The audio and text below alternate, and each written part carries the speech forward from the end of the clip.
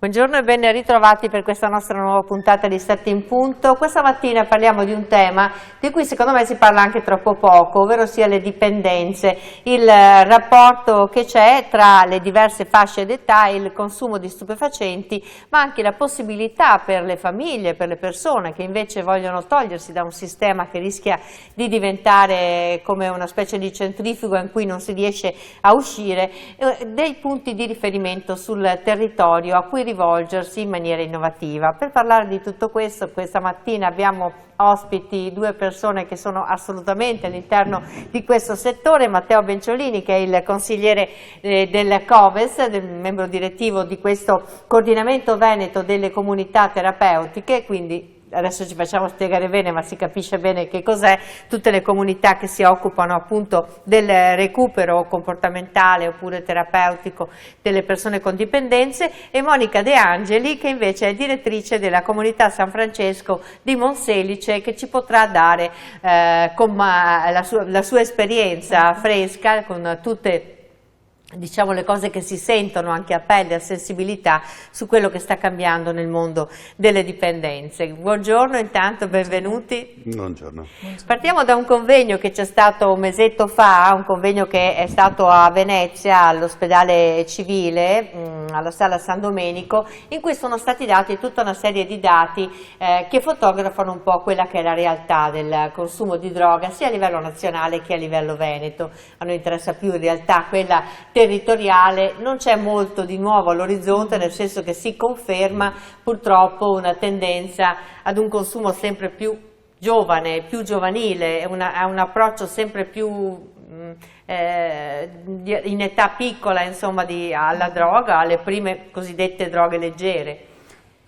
Sì, abbiamo avuto questo convegno il 20 di settembre, organizzato in Veneto come momento, diciamo, ciclico che viene fatto ogni anno, quest'anno tra le varie regioni. Quest'anno l'abbiamo ospitato a Venezia e abbiamo un po' fatto il punto sia a livello nazionale che veneto proprio di qual è la situazione.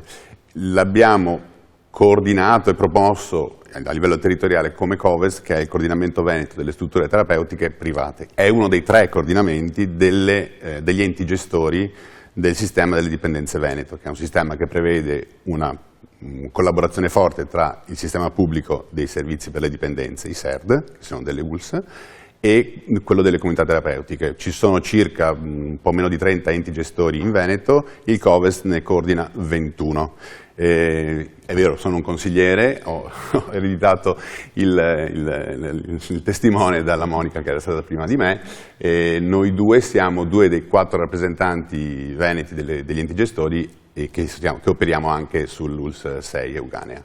Quindi comunità terapeutiche, che è cambiato qualcosa nell'approccio di queste comunità negli ultimi anni? Siamo stati costretti ad aprirci alle nuove forme di dipendenza, che vuol dire sicuramente alle nuove, diciamo, il sistema delle dipendenze come cura strutturata ha ormai una 50ina d'anni e nel tempo, pur rimanendo alcune caratteristiche che sono un po' costanti di capacità di avere delle strutture residenziali, delle varie unità di offerta che ci sono in Veneto, circa un 10% è semi-residenziale, il resto sono proprio posti in cui si vive e si dorme e si cambia vita più che altro. E si utilizza la residenzialità e tutta la sua potenza per poter incidere anche non è solo un colloquio, non è solo un momento giornaliero, ma è proprio un periodo continuativo residenziale.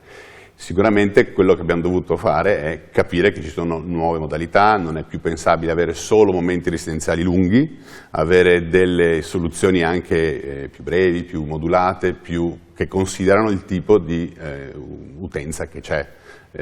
L'età si è allungata, una volta si moriva prima, adesso tutta una serie di interventi di tipo anche sanitario hanno permesso un allungamento della vita che per certi versi, anzi per molti versi è una cosa positiva, dall'altra si apre un capitolo dei lungo assistiti che cominciano ad avere delle compromissioni anche cognitive a 50-55 anni, sarebbero da casa di riposo, ma una casa di riposo non è attrezzata per gestirli, invece e per noi comunità è una cosa strana, per cui anche il tipo di percorso di cura non è così semplice. Non so, ho capito abbastanza bene più o meno quello che succede con le persone anziane, no? Quando hanno bisogno di un ricovero lungo che diventa difficile da sostenere per i costi, per l'organizzazione.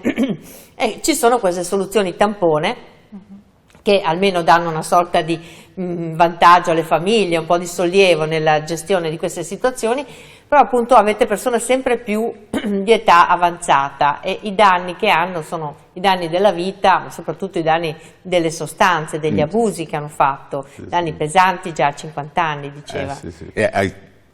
Diciamo anche cambiato un po' il paradigma. Se siamo nati dicendo cerchiamo di guarire, di aiutarli, accompagnarli in una guarigione, in certe situazioni non è realistico. Per cui dobbiamo accompagnarli c'è tutto un filone che nella ha loro fine vita, insomma. Sì, fine vita. Lunga, cioè nel senso, diciamo... nel senso che la Regione stessa ha messo come uno degli obiettivi la lunga assistenza, cioè percorsi lunghi che hanno tutte caratteristiche particolari, perché rimane un intervento sociosanitario, ma non è il classico di una volta percorso in cui si fa un'ipotesi di trattamento, uno sgancio man mano, un rientro in società. Magari è intermittente perché ogni tanto rientra, ma ogni tanto ha delle ricadute, ha bisogno di un accompagnamento, magari di tipo domiciliare, insomma ci sono una serie di servizi che la Regione stessa ha messo. Ma funziona come sistema quello della comunità ancora? Perché appunto abbiamo dato dei segnali che non sono proprio rassicuranti adesso, in questo momento. Come funziona in qualche caso, in pochi casi? Allora, a livello statistico diciamo la cosa è molto complessa e neanche non riesco a dare dati interi, però cioè, esaustivi. Sicuramente abbiamo un sacco di situazioni che vanno bene, molte, e poi ce ne sono anche alcune che rimangono in una specie di sospensione, tanto appunto che la Regione ha detto lavoriamo su proprio il filone della lunga assistenza.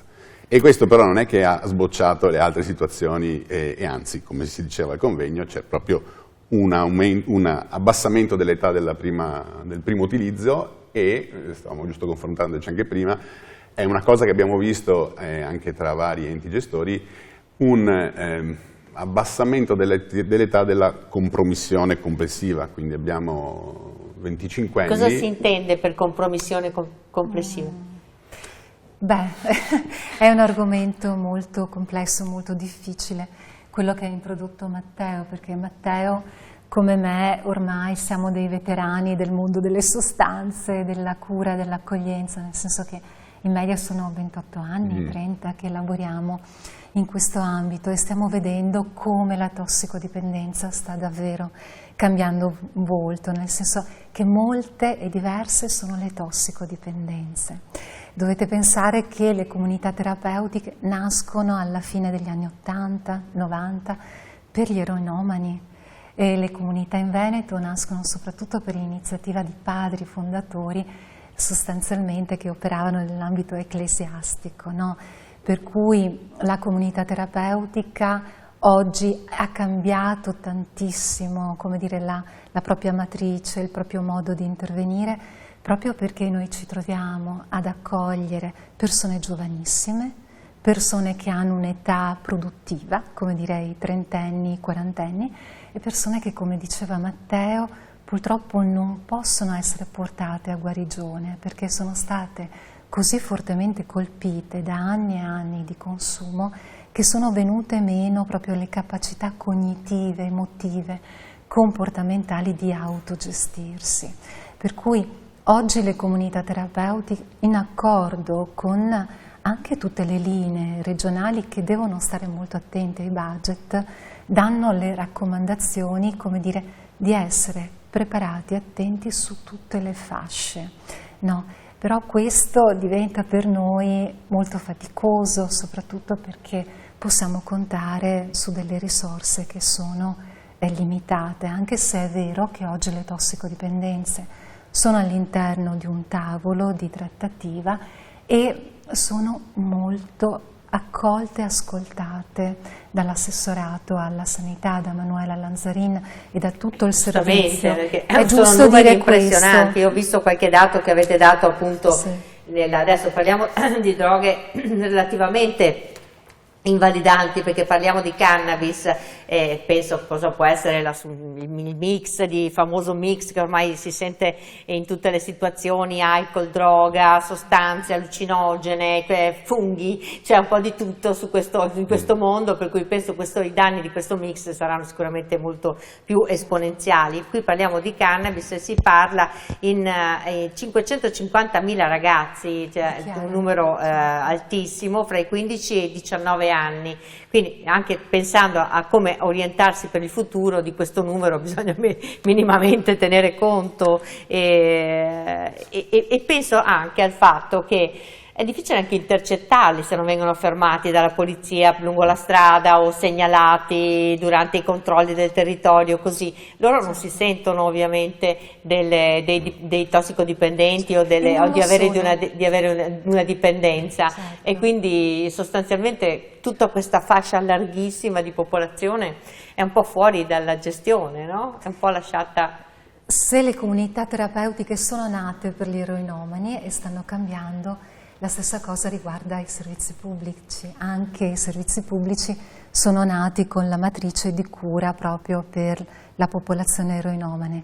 Sicuramente tutti e due non sono così preparati, per quanto abbiano molte idee, ad accogliere un'utenza che non va ai CERT, né tantomeno alle comunità terapeutiche. Giustamente, anche perché bisognerebbe che avessero dei canali diversi. Certo. Consideri anche che i CERT o i SERD, perché è cambiata la nominazione CERT, Servizio per le tossicodipendenti, SERD per le dipendenze. No, in generale, perché oggi abbiamo il gioco d'azzardo, abbiamo le dipendenze comportamentali. Diciamo che esiste tuttora uno stigma ancora molto forte nei confronti dei CERT, i quali sono servizi che non sono stati progettati per un'utenza giovane e adolescenti, per cui gli utenti adolescenti che fanno uso, talvolta anche sistematico, di cannabis, dobbiamo ricordare, al di là di non entrare se è una droga leggera o una droga pesante, noi sappiamo che nella biografia dei tossicodipendenti conclamati la cannabis c'è sempre come porta d'ingresso ad un percorso che con maggiore probabilità porterà queste persone a fare uso di sostanze. Questo è un dato che fa riflettere, sono molto sdoganati anche tra la popolazione adulta queste droghe cosiddette leggere, e anche altre che magari vengono usate solo per il fine settimana per darsi un tono, per avere magari prestazioni sessuali più complete, perché anche questo è un argomento legato alle dipendenze, quindi sono molto sdoganate queste forme anche tra la popolazione adulta. È un esempio non molto buono, no, per questi adolescenti. No, guardi, il primo esempio secondo me è molto importante da ricordare, che oltre alle droghe illegali, perché noi stiamo parlando solo di droghe illegali, dovremmo però parlare anche dell'alcol. Non lo dico io, lo dice l'Organizzazione Mondiale della Salute, che l'alcol è il più potente cancerogeno che possa esistere in natura. Noi spesso come cultura veneta abbiamo genitori, abbiamo nonni che danno il primo bicchiere di vino, non ai ragazzini, però ai questa bambini. È una scusa che viene spesso utilizzata da chi invece dice no, ma visto che c'è questo ci può essere anche quell'altro, cioè, diciamo che la domanda che si fa spesso è ma c'è anche l'alcol, quello è legale, è come l'alcol, Allora, sono sostanze che hanno proprietà molto diverse, no?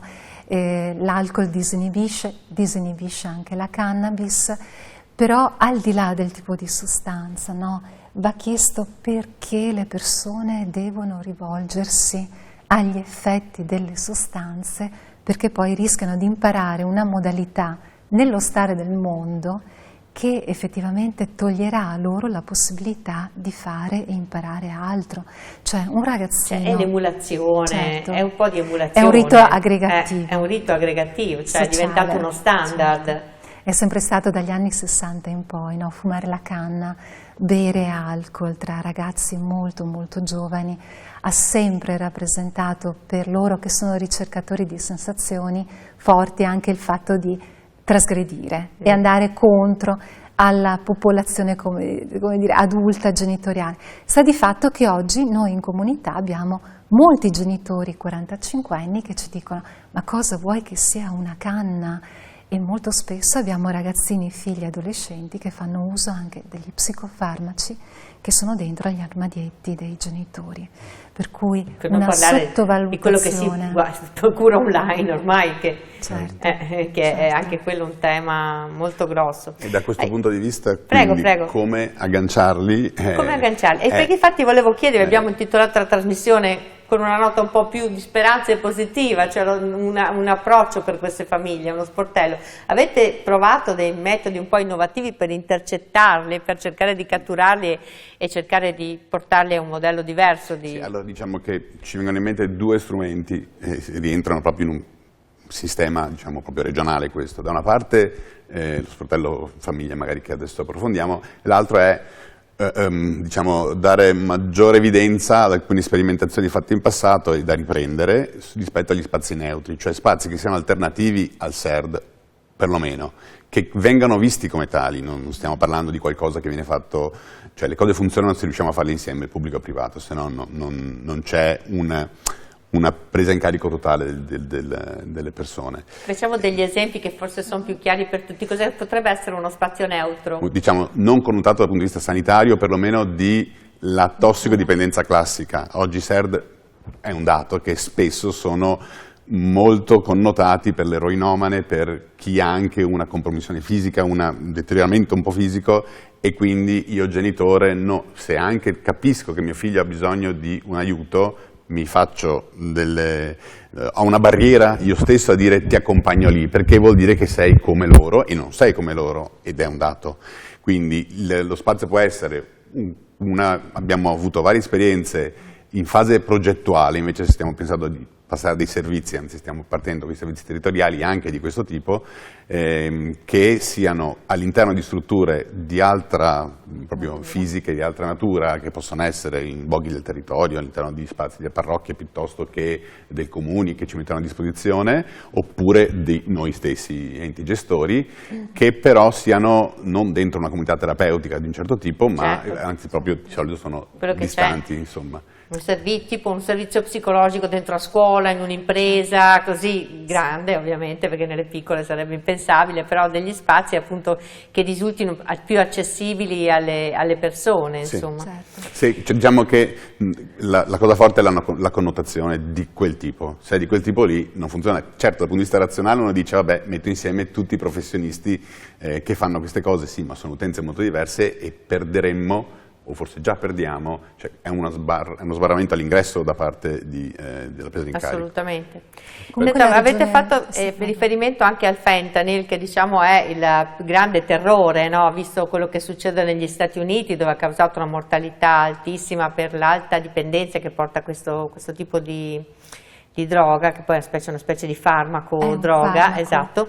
E qui avete già qualche esperienza, ho visto, di questo? Allora io credo che tutti i servizi e tutte le comunità hanno proprio ricevuto l'allerta rispetto alla cura di questo tipo di persone le persone che ricorrono al fentanyl, al mercato nero, hanno delle connotazioni ben precise, perché di solito sono poliassuntori di lunghissima data, sono persone che hanno superato i 45 anni di età, che sono esperte anche del mondo delle sostanze e che trovano nel fentanyl un prodotto che costa poco ma che è molto più potente sul piano sedativo. Dobbiamo ricordare che il fentanyl viene usato da anni con grandissimi risultati nelle cure palliative e naturalmente nell'accompagnare i morenti, soprattutto quelli affetti da tumori che creano un livello di sofferenza fisica straordinaria. Certo. Pertanto il fentanyl viene usato nell'ambito farmacologico, sostanzialmente delle persone che stanno per nasce così, mi scusi, la morfina. Certo, nasce così anche l'eroina. L'eroina era nato come un farmaco a fine 1800 che veniva usato negli ospedali. Poi quando prende piede il mercato nero, che sa occuparsi di tutti questi spazi, ovviamente i pusher diventano proprietari di un mercato che trova una rispondenza. Adesso è un grande dibattito quello se la droga, la persona che sia tossicodipendente sia un ammalato o no. È un dibattito che divide, no? Diciamo, allora, le linee guida dell'Organizzazione della Sanità Mondiale della Sanità dicono che è un triangolo, cioè 3 cose che devono esserci per essere tossicodipendente. Cioè, l'incrocio con la sostanza, sì, avere una reazione del proprio corpo in un certo modo, non tutti siamo uguali, per quindi ci sono persone che assumono una sostanza, che incrociano una sostanza e reagiscono in un modo, altri che cascano subito al primo momento giù, e poi l'ambiente socio, familiare, culturale in cui si sta, per cui cioè, l'incrocio di queste 3 cose dà esiti diversi. Da questo a dire che non sia una malattia mentale come è classificata è difficile dirlo, insomma. Questo è. Poi dopodiché sul fentanyl noi purtroppo abbiamo avuto la richiesta, io sono il direttore della cooperativa Terra, gestiamo la pronta accoglienza qui a Padova, e abbiamo avuto una richiesta di un 25enne. Per un 25enne, che quindi quelle caratteristiche che diceva prima giustamente Monica, che è lo standard, ci ha preoccupati. Poi ha scelto di non fare neanche il colloquio, ma era di un SER del Veneto che ci ha contattato dicendo: abbiamo questo caso, venite a vederlo. Stavamo per andare, lui ha detto no, non lo voglio. Però un 25enne vorrebbe dire, coerentemente con quello che si diceva prima, che la compromissione inizia prima, perché se arriva al fentanyl... al fentanyl ne siamo dopo un'esperienza di tutte le droghe, sostanzialmente. Questo era il pensiero, non l'abbiamo incontrato, però questa è stata la richiesta che c'è. Dobbiamo dire due cose su questo sportello delle famiglie, abbiamo pochissimo tempo e anche volevo dire qualcosa su questi tossicodipendenti intercettati che fanno fatica poi a doversi reinserire nella comunità obbligatoriamente, perché se uno viene beccato guidando, dopo ovviamente viene inserito in un percorso e questi come si comportano? Le dico 2 parole proprio diciamo dello sportello famiglia, perché io e Matteo facciamo parte di uno dei progetti triennali, perché siamo fortunati, operiamo in Veneto e il Veneto ha un modello talmente consolidato di sinergia pubblico e privato che, captando questi nuovi bisogni, al di là delle comunità terapeutiche, ha messo in piedi il piano triennale per le dipendenze. Per cui abbiamo il progetto lungo assistiti, il progetto prossimità alle famiglie. L'ha tenuto la comunità San Francesco, ha ricevuto in 2 anni 130 segnalazioni, più altre 30 che sono arrivate. E consideri che noi operiamo all'interno proprio del territorio di 101 comuni, per cui insomma un territorio che funziona a macchie di leopardo, ma abbiamo investito molto su questo progetto perché spesso ci si dimentica dei familiari. Il potere contaminante delle droghe colpisce i figli, i genitori, i fratelli e di conseguenza anche loro sviluppano problematiche di natura psicologica. Per cui tutte le attività dello sportello prossimità, anche attraverso l'assistenza domiciliare e creando luoghi neutri anche nei bar. Ci sono stati educatori che hanno trovato e hanno, come dire, fatto i colloqui all'interno dei parchi o dei centri commerciali, no? E questo per far capire che il sistema è eccellente per la cura dei tossicodipendenti, molto meno per la cura di tutti i sistemi che ci stanno attorno. Quello che poi chiedeva lei rispetto all'articolo 75, grazie a Dio esiste l'articolo 75 perché permette alle forze dell'ordine di intercettare tutti questi ragazzi molto giovani che sono alla guida sotto l'effetto di sostanze. E molto spesso questo rappresenta uno strumento per far conoscere a queste persone le comunità, i set, certo. Però penso che sia faticoso per loro, che magari non si sentono, no, tossici.